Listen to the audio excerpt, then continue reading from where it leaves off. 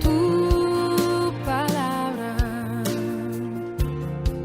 es como aceite sobre mis heridas. Estás escuchando La Palabra de Verdad con el pastor Martín Portillo.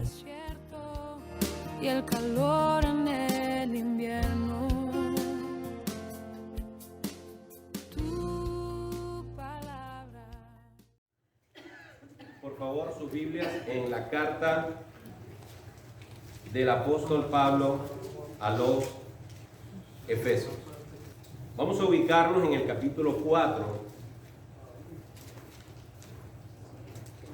versículo 17 al 24. Esto pues digo y requiero en el Señor, que ya no andéis como los otros gentiles, que andan en la vanidad de su mente, teniendo el entendimiento entenebrecido, ajenos de la vida de Dios por la ignorancia que en ellos hay, por la dureza de su corazón, los cuales, después que perdieron toda sensibilidad, se entregaron a la lascivia para cometer con avidez toda clase de impureza. Mas vosotros no habéis aprendido así a Cristo, si en verdad le habéis oído y habéis sido por él enseñados conforme a la verdad que está en Jesús. En cuanto a la pasada manera de vivir, despojaos del viejo hombre, que está viciado conforme a los deseos engañosos, y renovaos en el espíritu de vuestra mente, y vestíos del nuevo hombre, creado según Dios, en la justicia y santidad de la verdad. Oremos.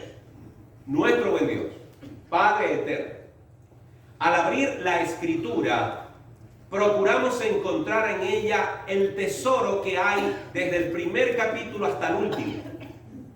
Y hoy hemos leído esta porción de la Escritura y queremos pedirte que tú nos permitas obtener de ella la enseñanza, la instrucción y la exhortación que necesitamos para afrontar nuestra vida en Cristo Jesús. Sé tú, por medio de tu palabra, obrando en nuestros corazones, dirigiendo a este servidor para ministrarla y trabajando en las mentes y corazones de quienes van a escuchar. Te lo rogamos y te lo pedimos en el precioso nombre de Jesús. Amén y amén. Quiero comenzar con una frase que dijo un hombre llamado John Brown. Escuche bien lo que dijo él. La santidad no consiste en especulaciones místicas, tampoco en fervores entusiastas o austeridades no ordenadas. La parte más importante de lo que digo viene ahora. Sino que la santidad consiste en pensar como Dios piensa y desear como Dios desea. En otras palabras, la santidad no es algo que debemos hacer mecánicamente, por obligación, por aparentar, sino que la santidad es una alineación, una sintonía con la forma de pensar de Dios y la forma en la que Dios desea las cosas. Que nosotros nos preocupemos por estar en sintonía con la forma de creer, de pensar y de desear de parte de Dios. Este pasaje de Efesios nos invita a tomar una decisión. Nos invita a hacer algo que Dios, pudiendo hacerlo, no lo hace, sino que lo ha delegado en nosotros. Vemos en este pasaje, como lo dice el título del sermón, echarlo te toca a ti. Si ustedes ven la imagen que está en el boletín, ustedes ven que hay un hombre saliendo disparado de una casa porque alguien le dio una patada, le dio un kick-off, ¿ok? Porque hay alguien viviendo en la casa suya y en la casa mía que se llama el viejo hombre. Y sacar a ese viejo hombre de su vida y de la mía es un trabajo nuestro. Por eso echarlo a él, a ese viejo hombre de nuestra vida, es una responsabilidad que recae en nosotros. Si revisamos lo que leímos, vamos a ver 4 acciones en las cuales el apóstol Pablo nos indica, nos muestra que esta acción de echar al viejo hombre de nuestra vida, de que él no tenga lugar, de que él no tenga influencia en nuestra manera de vivir, nos corresponde a nosotros. Observe el versículo 17 y si quieres subrayar la escritura, subraya la expresión que dice: esto pues digo y requiero en el Señor, 2 puntos, que ya no andéis. Ya no andéis. Es una acción que recae sobre nosotros. La decisión de no seguir viviendo como vivíamos recae en nosotros. No es algo que Dios va a operar en nosotros si nosotros no procuramos hacerlo. La santidad perfecta, la santidad que nos permite estar apartados para Dios y acceder a Dios, la operó Jesucristo en la cruz del Calvario. Romanos 5:1 dice: justificados pues por la fe, tenemos paz para con Dios. El Señor nos santificó, el Señor nos apartó desde su perspectiva eterna. Ya somos santos, apartados. Si realmente hemos creído en Cristo, nosotros estamos santos para Dios. Por eso el apóstol Pablo le escribe a muchos hermanos en distintas ciudades y los llama santos. Porque él los llama santos desde la perspectiva eterna de Dios. Pero en nuestro diario caminar, la santidad cotidiana, la santidad del día a día depende de nuestra actitud. Y aquí el apóstol está diciendo, en contraste a los efesios, ustedes no pueden seguir por la misma ruta que tenían cuando no conocían a Cristo. Ustedes no pueden vivir como viven los demás gentiles. Y pasa a describir cómo viven esos gentiles. Observe que dice que andan en la vanidad ¿de qué? De su mente. Todo el accionar, todo el actuar, todo el responder, todo el reaccionar de una persona, cristiana o no, se produce en su mente. Por eso dice la Biblia en Romanos: os ruego, hermanos, por las misericordias de Dios, que presentéis vuestros cuerpos en sacrificio vivo, santo, agradable a Dios, que es vuestro culto racional. No os conforméis a este siglo, sino transformaos por medio de la renovación ¿de qué?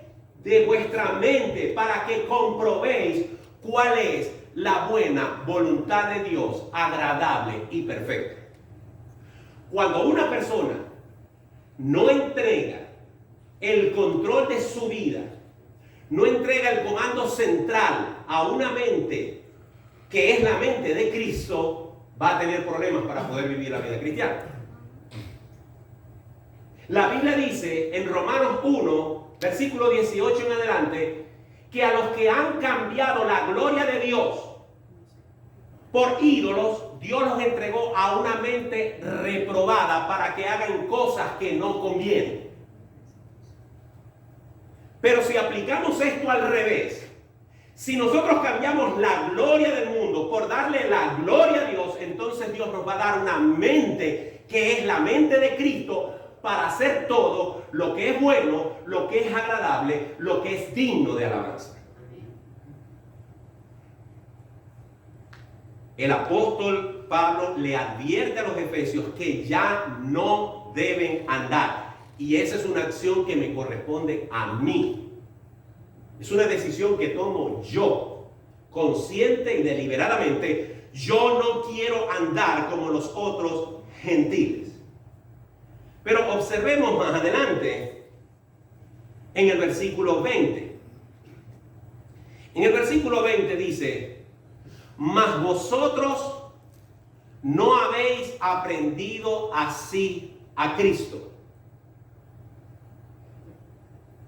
Pareciera que nos describe primero, desde el versículo 17 hasta el 19, nos describe el carácter de los hombres impíos y nos describe el carácter de los hombres que no conocen a Dios.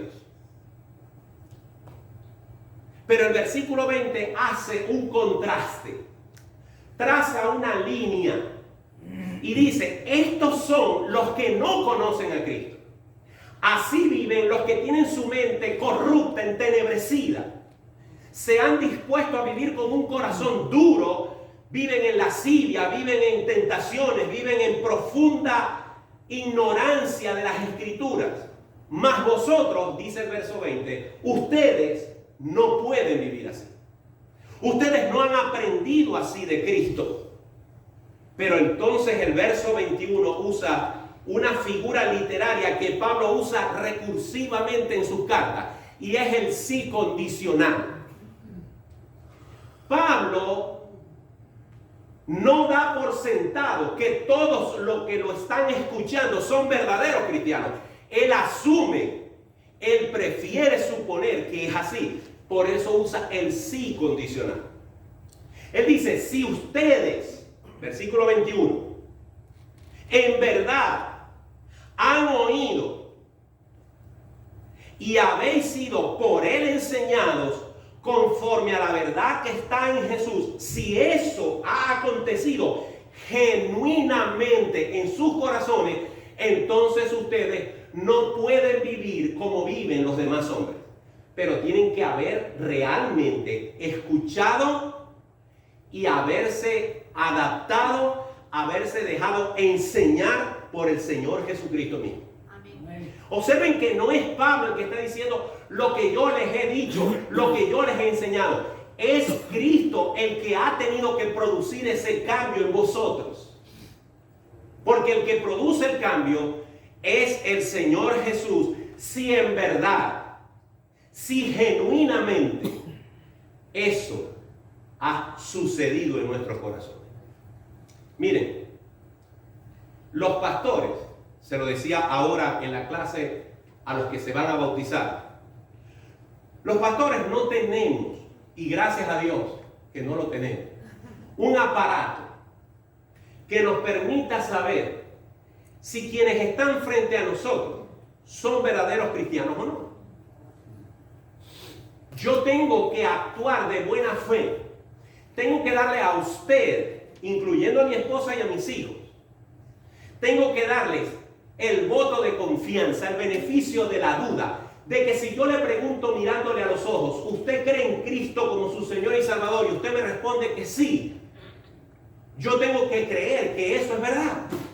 Y si lo que usted dice es verdad, yo entonces puedo pasar a la segunda fase. Yo puedo llamarme a usted mi hermano en Cristo, y yo puedo decir públicamente: esta persona, por su confesión en Cristo Jesús, yo la bautizo en el nombre del Padre, del Hijo, del Espíritu Santo, y le damos la bienvenida a la iglesia como uno más del cuerpo de Cristo.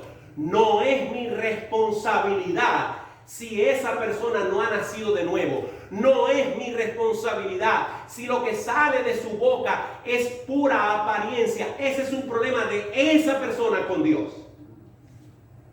El apóstol Pablo está diciendo: si en verdad ustedes han oído al Señor, si en verdad ustedes han aprendido del Señor Jesucristo, si han nacido de nuevo, ustedes no pueden andar como nosotros, gentiles. Entonces, basada en esa suposición, basada en esa conversión, basado en esos elementos, el apóstol dice 3 instrucciones para poder echar a ese viejo hombre de nuestra vida. Dice el versículo 22: en cuanto a la pasada manera de vivir, pídanle a Dios que los despoje. ¿Dice eso? despojados. Una vez más, la acción, la responsabilidad, la iniciativa recae en nosotros. No espere un ejército de ángeles que lo vengan a usted a obligar a servir al Señor. Si estoy convencido, porque lo hago en mi vida, si estoy convencido que si usted le pide al Padre todos los días con un ardiente corazón, por encima de cualquier petición, por encima de cualquier necesidad, usted antepone esta petición y dice: Padre Celestial, tú sabes que el ardor, el deseo, el anhelo de mi corazón es vivir en santidad para ti. Ayúdame, asísteme, anímame, guárdame. Yo no puedo creer que Dios no responde esa oración positivamente. Porque sería como que si un hijo mío viene a pedirme que él quiere obedecerme en todo lo que yo le diga, y que me diga: papá, ayúdame, instrúyeme, dame fuerzas, anímame, y que yo le diga: no, a mí no me interesa ayudarte con eso.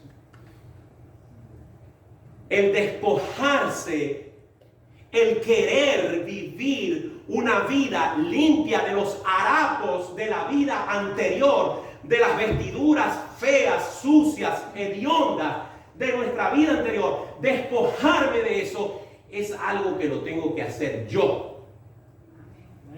No debo esperar, ni tengo por qué esperar que Dios me obligue a hacerlo. Salir de esa cobertura, de esos restos de inmundicia de mi vida anterior, depende que yo lo quiera hacer, despojado. Pero el versículo 23 pone una vez más la acción en nosotros. Dice: después que ustedes se despojen, después que ustedes se quiten toda esa ropa sucia, todos esos harapos de la vida vieja, versículo 23, ustedes deben renovarse en el espíritu de vuestra mente. Una vez más, la acción depende de una iniciativa personal. Es usted. Y yo le voy a dar una fórmula que a mí me ha funcionado. Ojo, me ha funcionado a mí y espero que le funcione a usted. ¿Qué nos motiva a nosotros a orar cada mañana?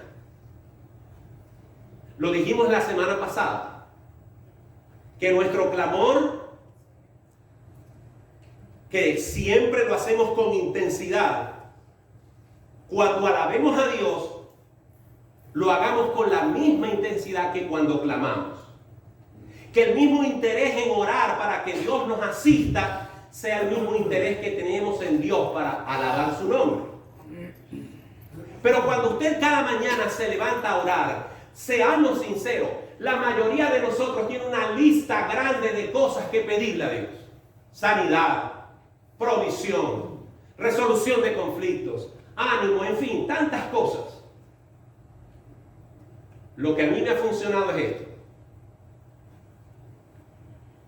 Aparto de mi mente, aparto de mi corazón, aparto de mi oración, todas esas cosas y le digo: Señor, tú conoces mi corazón. Y yo quiero que tú escuches de mis labios lo que tú sabes porque lo has visto. Y es que yo preferiría que me hagas más santo que cualquier otra cosa que tú me puedas dar.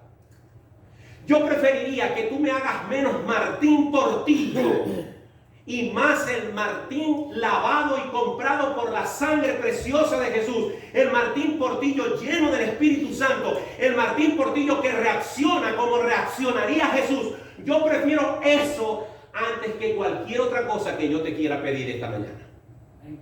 Ayúdame a renovar mi mente, a que me interesen tus cosas más que cualquier otra cosa, a que yo pueda negarme a mí mismo y responder como responderías tú. Eso significa renovarse. Hay que quitarnos los harapos, hay que renovar nuestra mente. Y por último, el apóstol nos da una cuarta cosa que debemos hacer. Primero nos dice En el verso 17 que no andemos como vivíamos antes. En el versículo 22 nos dice que nos despojemos. En el versículo 23 nos dice que nos renovemos. Pero en el versículo 24 nos da esta exhortación. Vestíos del nuevo hombre, creado según Dios en la justicia y santidad de la verdad. Dios ha tenido, tiene y tendrá dos grandes expectativas acerca de nosotros. Dos grandes peticiones. Son las dos grandes cosas que Dios demanda de nosotros. Amor a Él por encima de cualquier cosa y de quien sea. Dios quiere que lo ames más que a tus hijos, más que a tus nietos, más que tus posesiones, más que tu cónyuge. Dios quiere que el primer amor de tu vida sea Él y nadie más que Él, incluso más que a ti mismo. Esa es la primera expectativa que Dios tiene. Y la segunda es que tú ames a tu prójimo como a ti mismo. Jesús dijo, en esto se resume toda la ley. Cuando una persona es renovada y se viste del nuevo hombre, va a poder vivir una vida de santidad, como lo dice el versículo 24 al final, santidad de la verdad, y va a poder vivir una vida de justicia. En otras palabras, los mandamientos que Dios le dio a Moisés están divididos en dos tablas. Y podríamos decir perfectamente que la primera tabla, la primera mitad de los mandamientos está referido a la santidad que le debemos a Dios, la gloria que le debemos a Dios. Pero la otra parte de los mandamientos es cómo actuamos con los demás. Si tú logras interesarte en vivir una vida de santidad para la gloria de Dios y para actuar con justicia delante de los hombres, estarás agradando el corazón de Dios. Amén. Y esa es la instrucción que el apóstol Pablo le da aquí a los Efesios. Termino leyendo la segunda carta de Pedro en el capítulo 1. Versículos 3 al 8. Segunda carta de Pedro, capítulo 1, versículo 3 al 8. Dice Pedro, como todas las cosas que pertenecen a la vida y a la piedad, nos han sido dadas por su divino poder, mediante el conocimiento de aquel que nos llamó por su gloria y excelencia, por medio de las cuales nos ha dado preciosas y grandísimas promesas, para que por ellas llegaseis a ser participantes de la naturaleza divina, habiendo huido de la corrupción que hay en el mundo a causa de la concupiscencia. Vosotros también, poniendo toda diligencia, por esto mismo, añadid a vuestra fe virtud, a la virtud conocimiento, al conocimiento dominio propio, al dominio propio paciencia, a la paciencia piedad, a la piedad afecto fraternal y al afecto fraternal amor.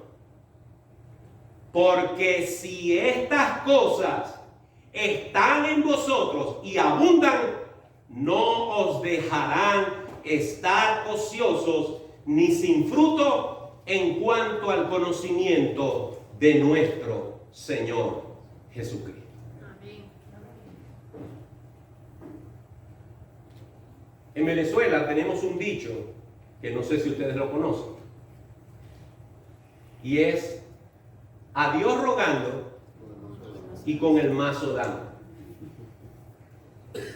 Es decir, hay cosas que Dios las puede hacer solamente Él. La bendición de Dios es de Él. Por eso a mí no me gusta usar ciertas expresiones que dan a entender que soy yo el que bendice. Prefiero decir que Dios te bendiga. No me gusta decir te bendigo. No porque yo no pueda bendecir o decir una palabra de bendición para alguien, pero no quiero que la persona piense que yo le transmito alguna bendición divina. Prefiero decir Dios te bendiga. Ante una circunstancia que no tiene solución, solamente Dios puede operar. Pero hay cosas que dependen de mí. Y en la soberanía de Dios, Él ha permitido, Él ha querido, dentro de ese marco de soberanía, que el vivir en santidad o no sea una decisión mía. Se desprende de esto una discusión teológica, de que si el que no vive en santidad no será salvo. No, ese no es mi problema es mi salvación.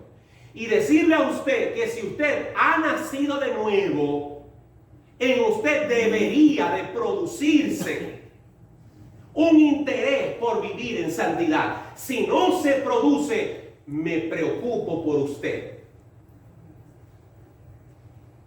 Porque no concibo que usted realmente haya nacido de nuevo y se quiera seguir revolcando en la misma manera que vivía antes de conocer a Cristo.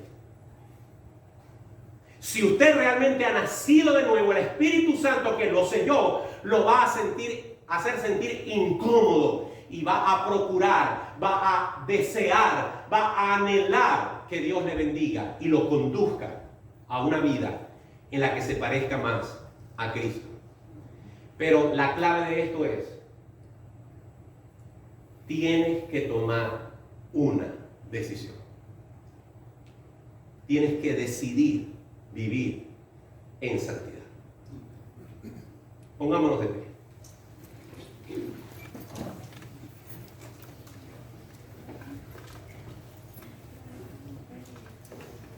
Por favor, cierre sus ojos. Piense en lo que hemos hablado hoy. Piense que usted no puede seguir con la misma ropa, espiritualmente hablando, con la que Cristo lo conoció a usted.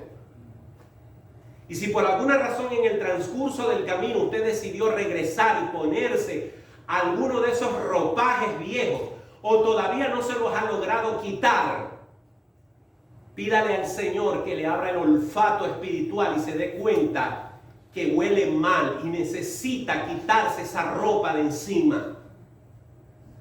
Necesita cambiar, necesita mejorar su aspecto interno y externo en Cristo Jesús.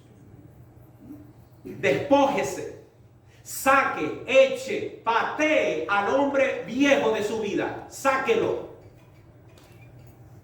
Renueve su mente. Pídale al Señor que trabaje en sus pensamientos para que sus prioridades en su mente sean, por encima de todas las cosas, servir a Dios. Y vístase, arréglese, acomódese para la gloria de Dios con el hombre nuevo.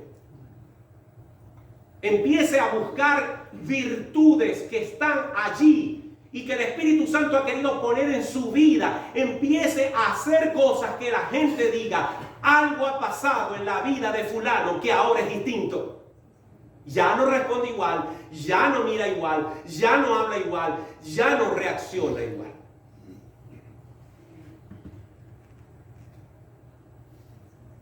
Echa al hombre viejo de tu vida en el nombre de Jesús. Tu palabra es la voz que me habla en la mañana. Y esto fue La Palabra de Verdad con el pastor Martín Portillo.